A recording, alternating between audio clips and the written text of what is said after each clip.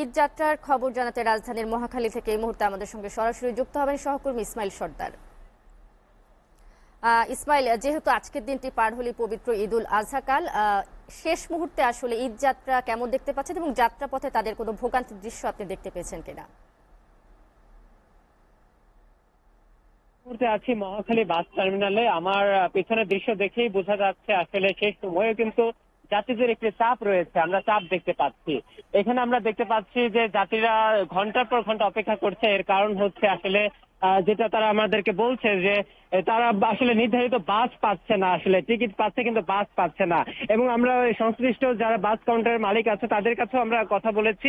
তারা বলছে যে বাসগুলো আসলে ছেড়ে যাচ্ছে কিন্তু আসার পথে কোনো যাত্রী না পাওয়ায় ঢাকায় খালি ফিরতে হচ্ছে, যার ফলে তারা হচ্ছে ওইখানে কিছুটা সময় বিলম্ব করছে। যার কারণে যদি কোনো যাত্রী পায় তবে তারা ঢাকায় নিয়ে আসতে পারে, নয়তো বা খালি বাসায় একদম খালি বাসে চলে আসতে হয়, ফিরতে হয়।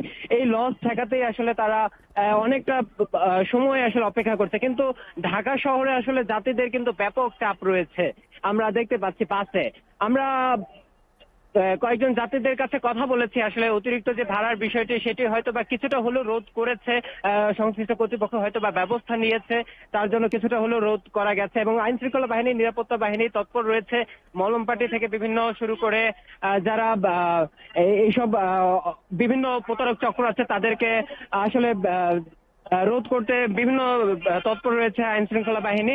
আমরা আরেকটা বিষয় জানিয়ে রাখি, আমরা কিন্তু সকালবেলা কমলাপুর রেল স্টেশনও গিয়েছিলাম, সেখানেও কিন্তু আমরা তথ্য সংগ্রহ করেছি। সেখানে এই পর্যন্ত 17টি ট্রেন আসলে ছেড়ে গেছে বিভিন্ন রুটে গন্তব্যে। এবং যাত্রীদের যে একটি চাপ সেটি কমলাপুর রেল স্টেশনে কিছুটা হলেও কম। গতকালকে একদম উপচে পড়া ভিড় ছিল, তবে আজকে শেষ মুহূর্তে ট্রেনের চাপ কিছুটা কম, কিন্তু বাসে আসলে চাপটা আমরা দেখতে পাচ্ছি যে অনেক বেশি। তো এই ছিল আমার কাছে সর্বশেষ সংবাদ, শারমিন।